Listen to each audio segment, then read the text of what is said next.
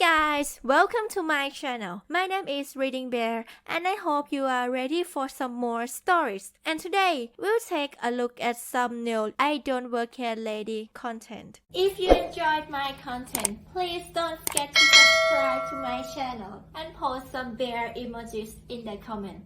And now, let's dive right into the stories.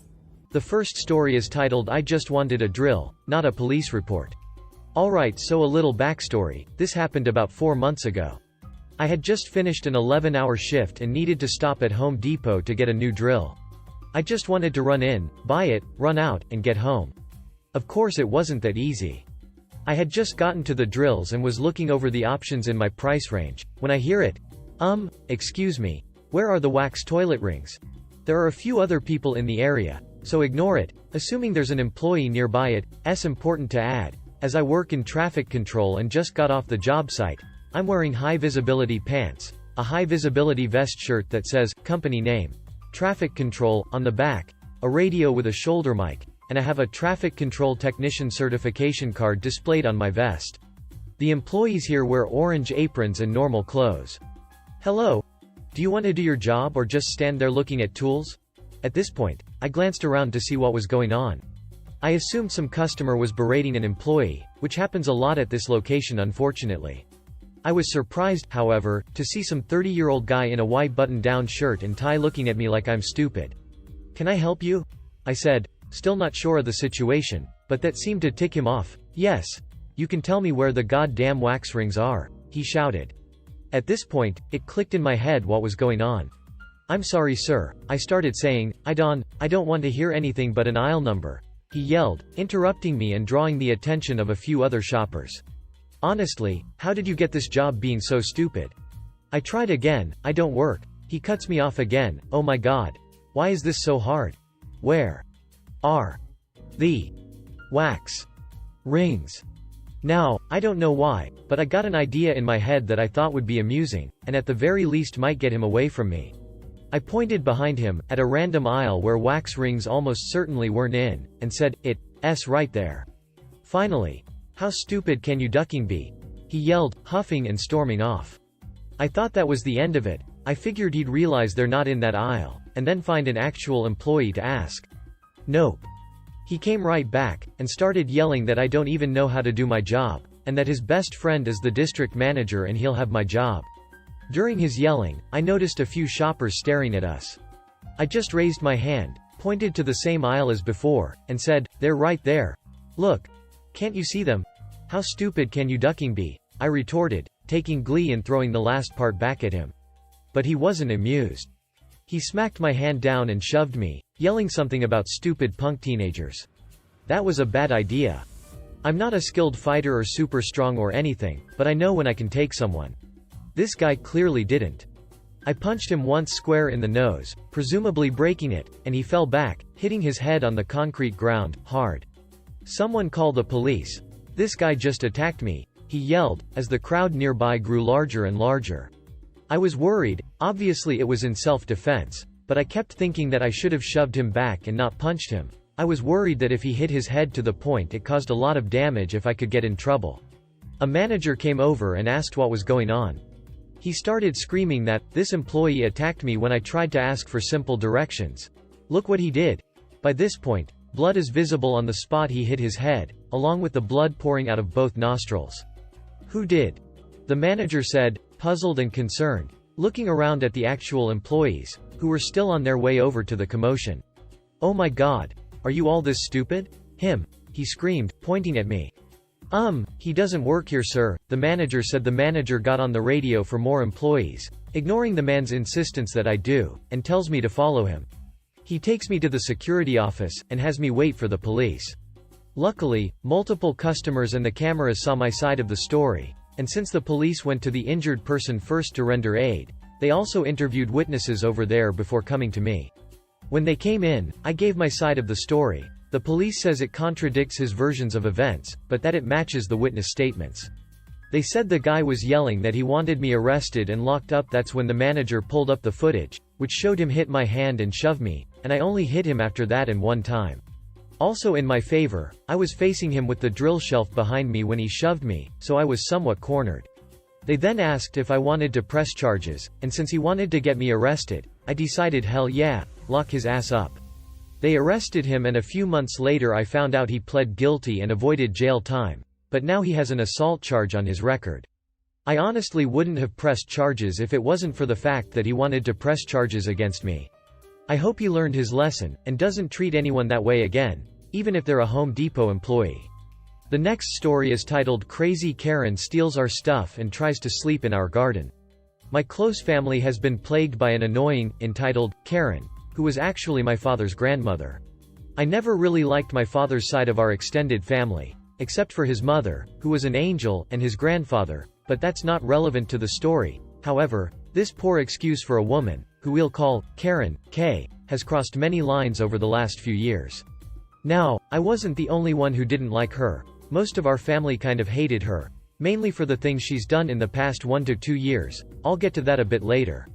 Looking back at her behavior, I'd say she must have gone completely crazy at some point, although I guess I can't really blame her, because she apparently lost an apartment and a lot of money after she broke up with a man she fell in love with who somehow convinced her to give him a lot of her stuff and real estate.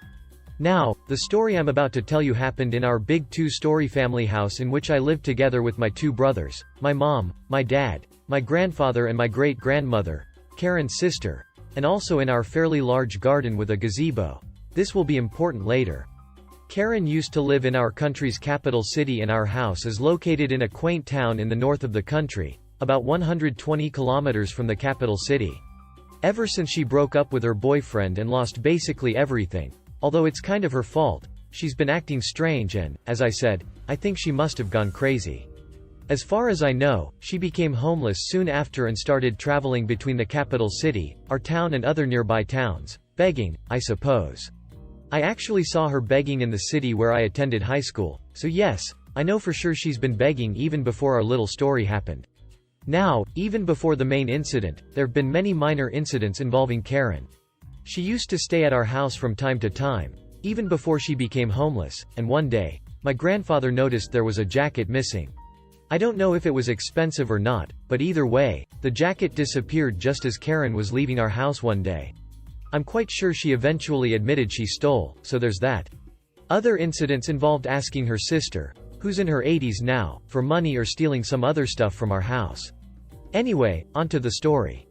As I said, there's a gazebo in our garden and one rainy afternoon, Karen decided to break into our garden and take a nap in it. To be fair, a bit of the fence was missing because we were making some adjustments to the garden, so it wasn't hard to get in, but that still doesn't mean you can just walk into our garden and spend the night there, right? Anyway, my brother and I were in our room which overlooks the garden. Suddenly, my brother gestures to me to come and have a look. There she was. Karen. In all her glory, getting comfy in our garden. I hardly ever take the initiative, as I'm quite introverted, but this time someone was invading my home turf. I guess my primal instincts somehow kicked in. Anyway, I put on my jacket and went outside. When I got to the gazebo, my grandfather was already there, shouting at Karen. There's not much dialogue and it might not be very accurate, but the main idea and the outcome are still the same. Me equals me, K equals Karen, GD equals granddad, PO1 and PO2 equals police officers. GD.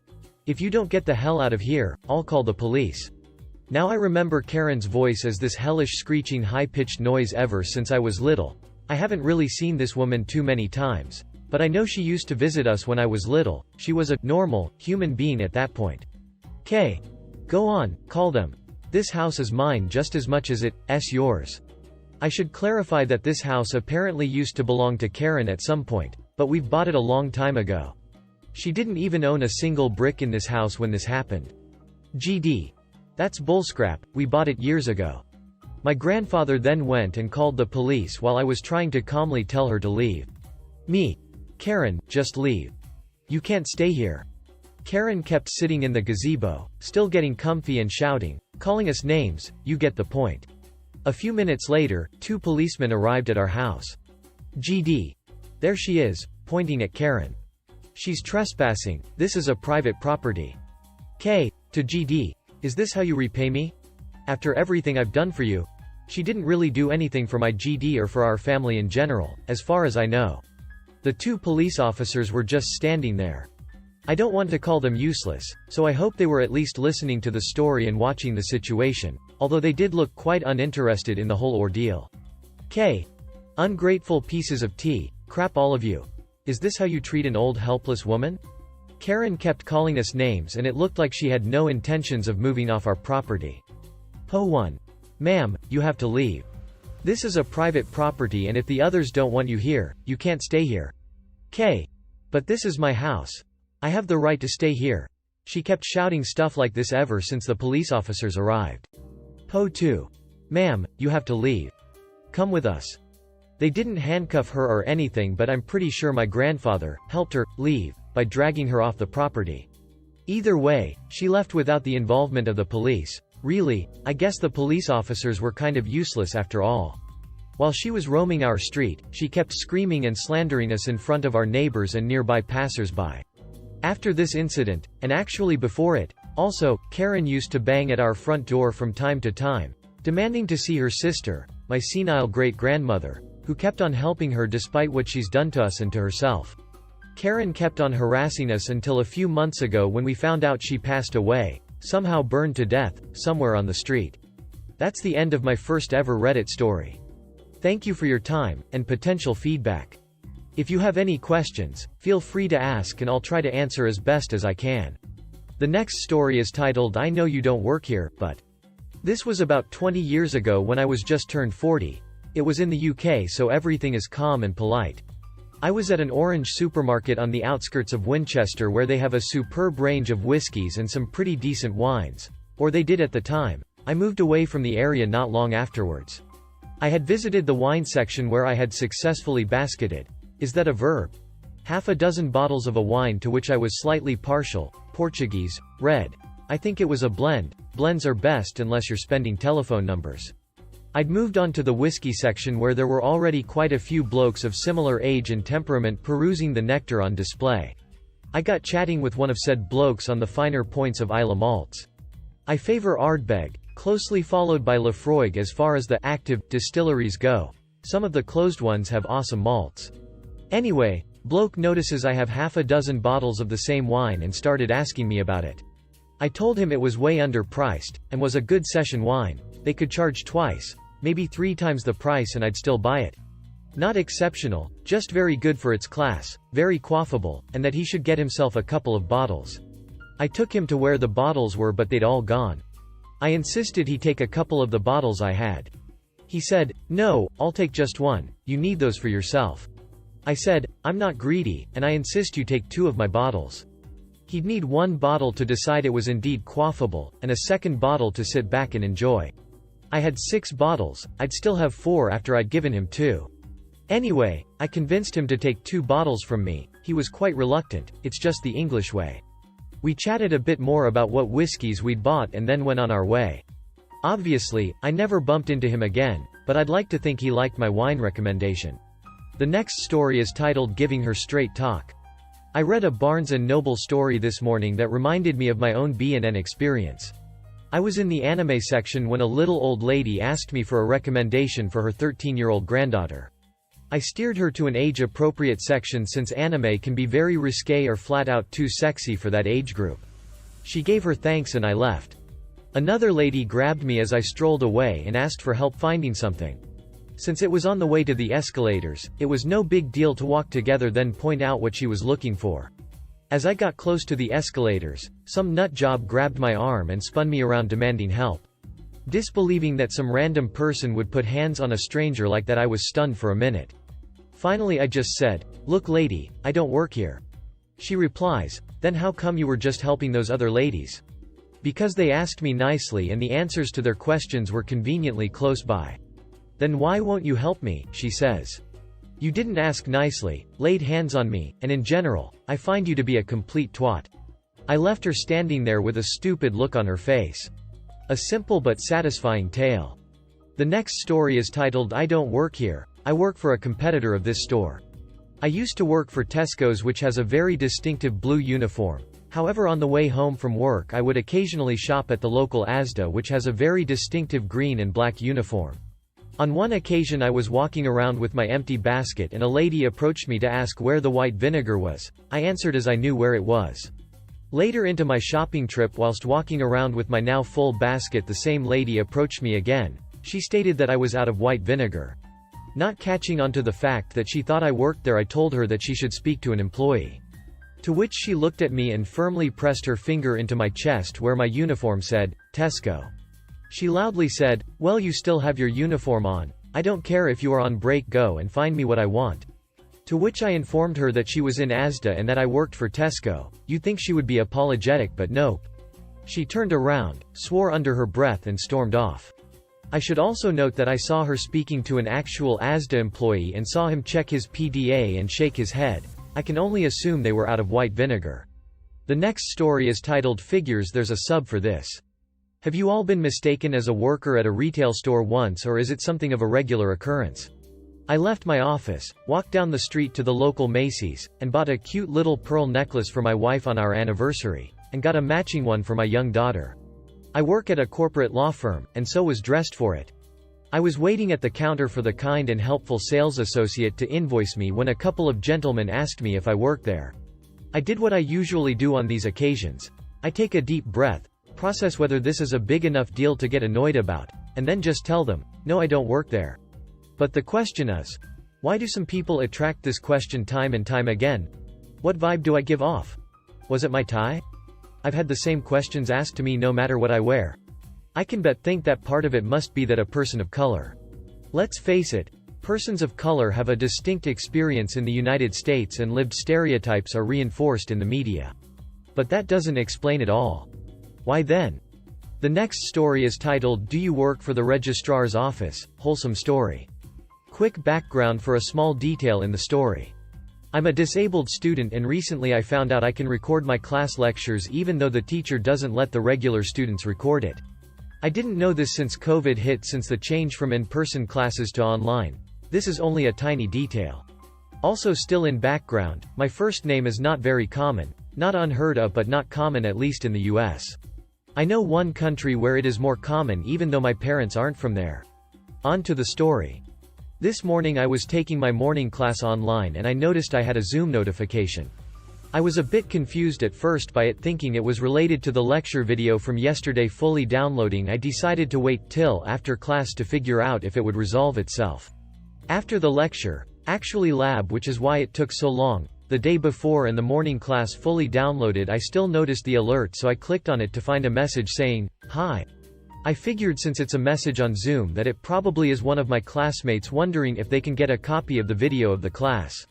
The class is game development and keeping up with the code in lecture is a bit difficult.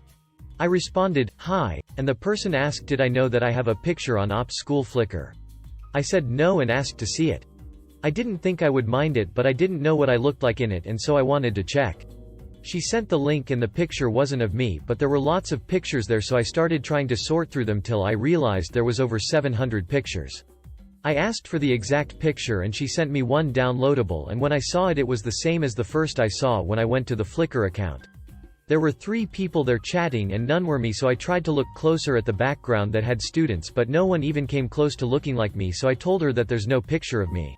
She then said, "Did I get the right op first name?" And then she said, "Do you work at the registrar's office?" I said no. That's when she realized she got the wrong email. She apologized profusely and I said that was okay because if it wasn't for the mistake I wouldn't know about Flickr. While I was searching for myself, I found the pictures interesting. We said our goodbyes and later I realized how the mistake might have happened. I thought the name looked Formular at the beginning, but I dismissed it as a classmate, then I thought it just looked Formula from the multiple emails I get from the school that's not specifically for me. I realized she's the graduation coordinator that I had emailed back and forth to get the paperwork done to graduate the semester. I think what happened is she typed my first name in the to column and my name came up and she didn't check the last name. Oh well, mistakes happen, and now I can check out the Flickr account. If you enjoyed the video, please subscribe to the channel and post some bear emojis in the comments.